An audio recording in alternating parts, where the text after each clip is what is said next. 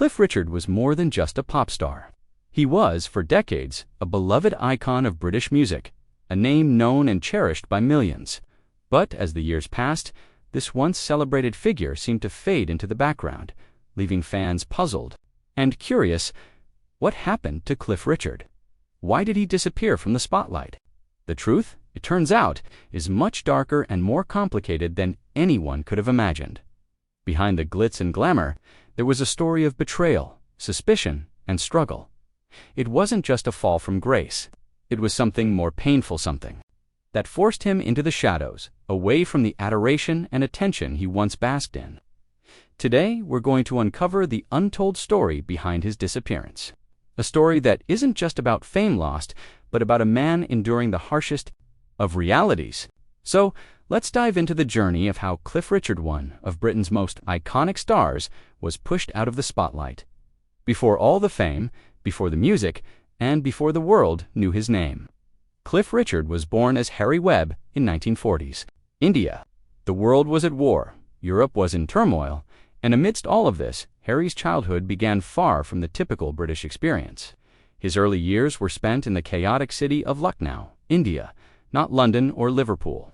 Picture a modest home, filled with the sounds of stories and music, and the distant rhythm of Indian trains rolling by.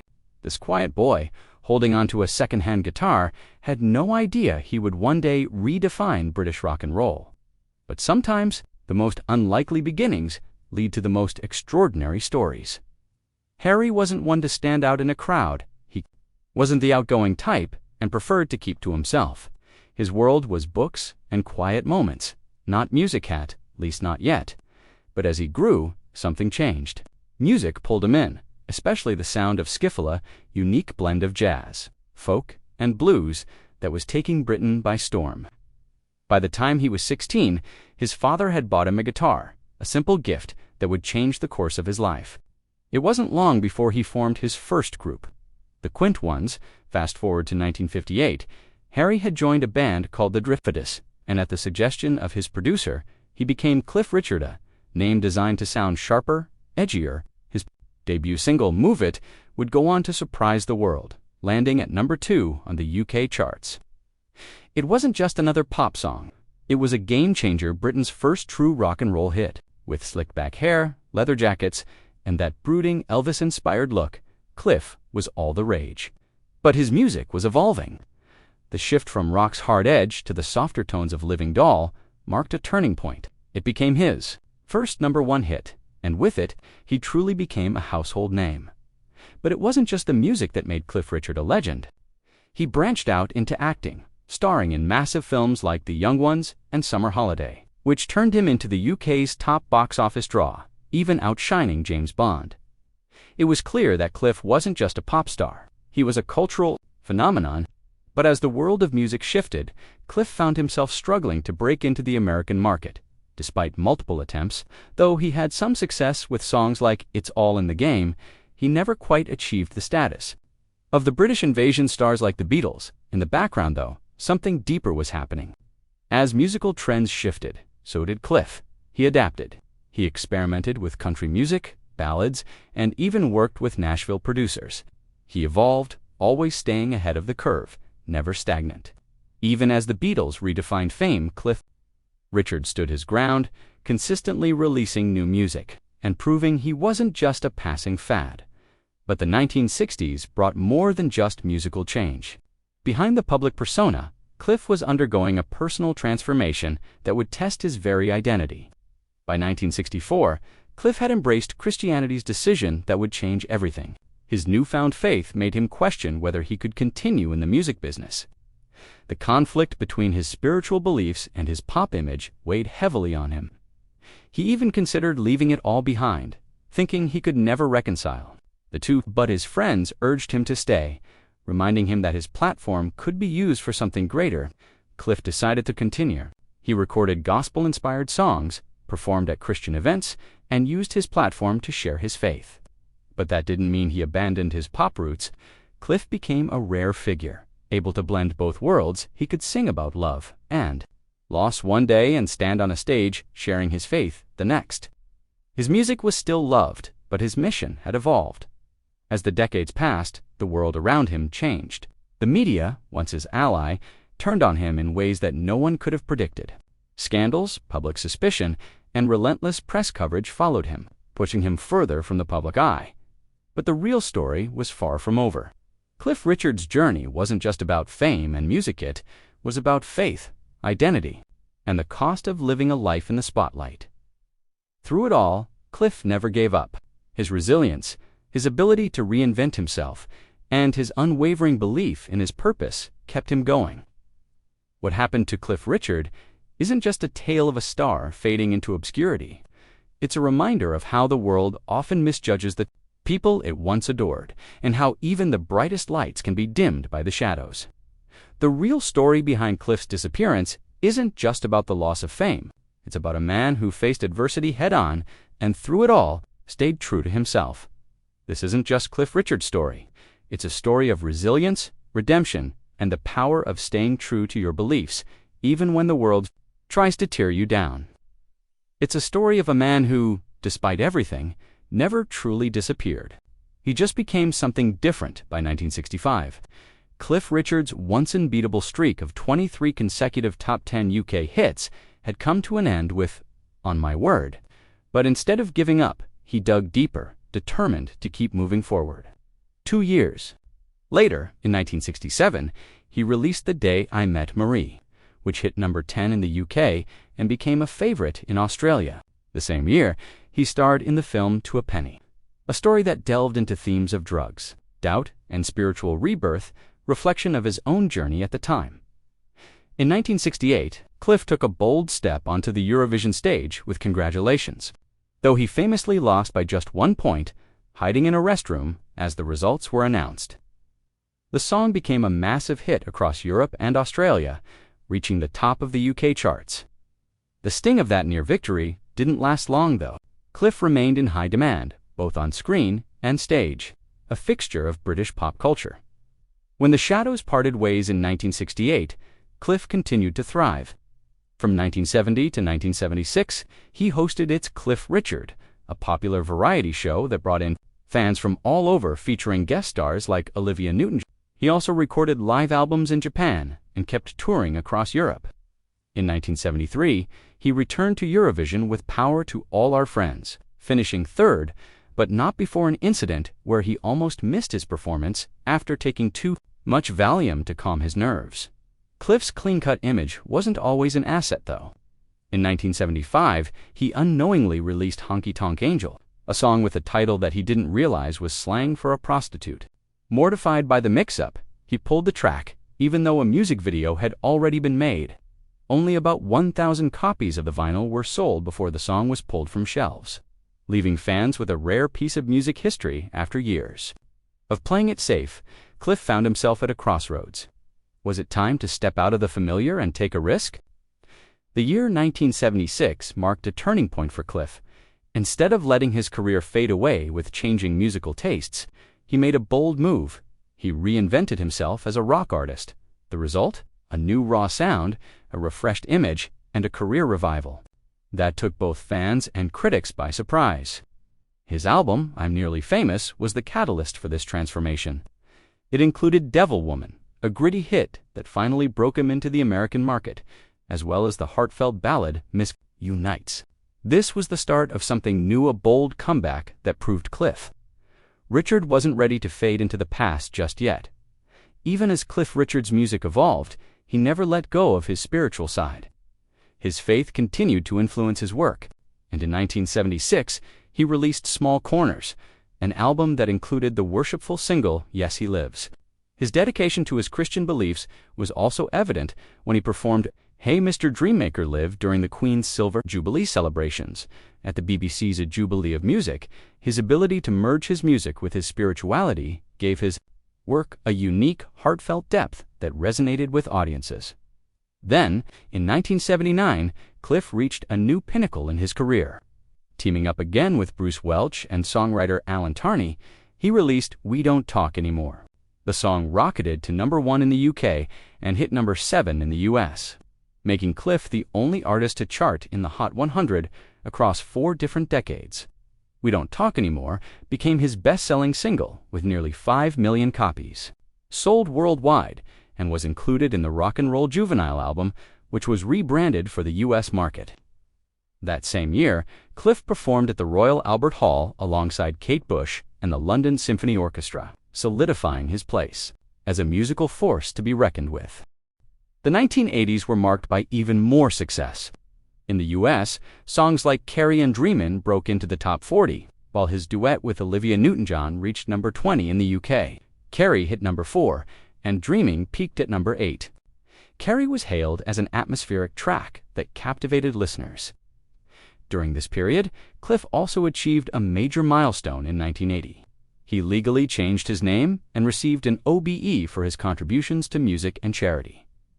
Between 1980 and 1983, Cliff kept up his momentum with a series of chart-topping albums, including Wired for Sound, which cracked the UK top 5, and Daddy's Home, which hit number 2.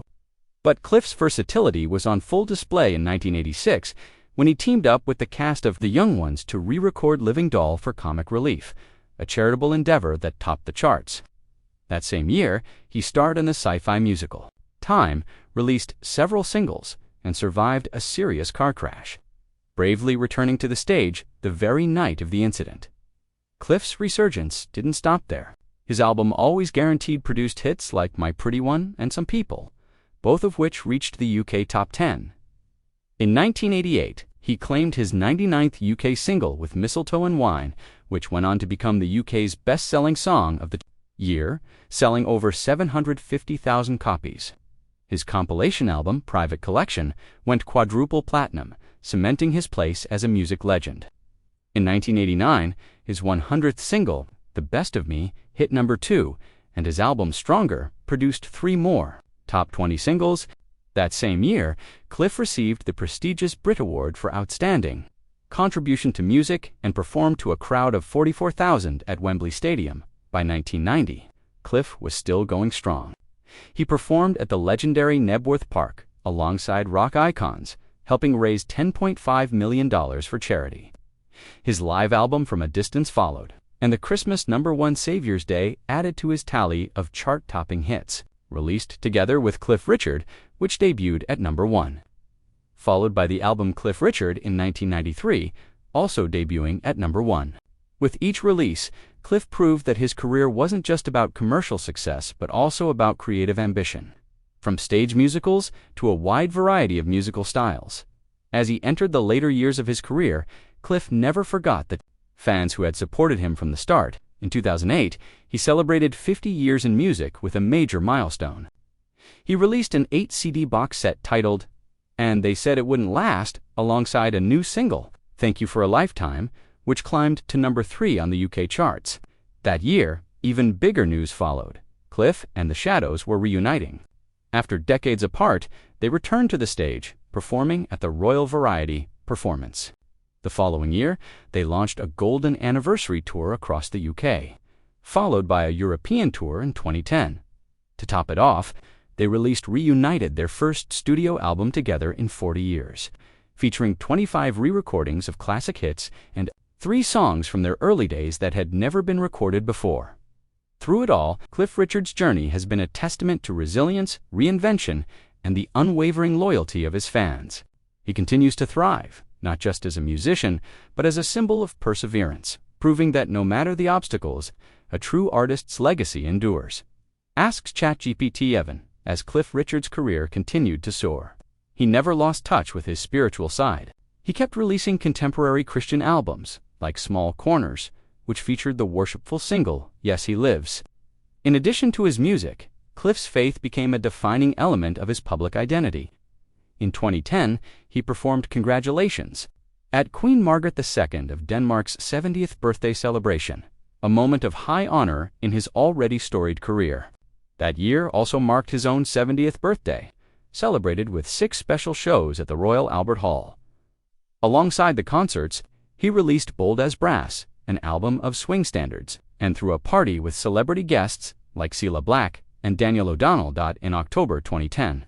After rehearsing in Belgium, Cliff made a surprise appearance at Antwerp's Night of the Proms, where he performed We Don't Talk Anymore to a crowd of 20,000. That winter, he embarked on a full proms tour across 12 German cities, playing 18 shows to over 300,000 fans. His Bold as Brass DVD went straight to #1 on the UK music DVD charts, marking his third consecutive #1 in 3 years. Beyond his musical achievements, Cliff also became an advocate for performers' rights. He fought for the extension of copyright protections from 50 to 95 years, pushing for laws that would protect recordings from 1963 onward, though initially unsuccessful. His efforts eventually contributed to legislation extending UK music copyright to 70 years. In 2013, Cliff released the fabulous Rock and Roll Songbook, his 100th album, which celebrated the roots of his career with classic rock covers. By then, his discography included 47 studio albums, 35 compilations, 11 live albums, and 7 film soundtracks. Yet, Cliff wasn't content to rest on his laurels. In 2014, he was set to open for Morrissey at Brooklyn's Barclays Center. When Morrissey canceled due to illness, Cliff quickly organized a free show for his fans in New York, proving his unwavering commitment to his audience. In 2015, he celebrated his 75th birthday with a national tour, including 6 shows at the Royal Albert Hall, his most frequent venue. The Guardian hailed the performances as energetic and heartfelt, showing that despite his years in the industry, Cliff's energy and passion for music were far from fading. 3 years later, in 2018, he released Rise Up, his first album of new material in 14 years, with the title track topping the UK vinyl singles chart. In 2019, he collaborated with Bonnie Tyler on Taking Control and followed that up with The Air That I Breathe in 2020, showing he had no intention of slowing down. In 2022, Cliff delighted fans at Wimbledon, singing Summer Holiday during the tournament's centenary celebration. It was proof that, even after 7 decades in the industry, his voice and spirit still resonated with audiences, despite his ongoing success. Cliff faced his share of challenges behind the scenes, particularly in his ongoing fight for fair airplay. Over the years, he has voiced frustration at the lack of support he receives from major radio stations and the music industry at large. In a 2007 appearance on The Alan Titchmarsh Show, he openly criticized the system that favored new acts, while sidelining veterans like himself. While newer artists often rely on radio play to build their careers, Richard argued that established musicians still depended on it to stay relevant. He lamented how, in the 1980s, radio was more inclusive of his music, but by recent decades, the airplay for older artists had dramatically dropped. This lack of recognition was not just limited to airplay.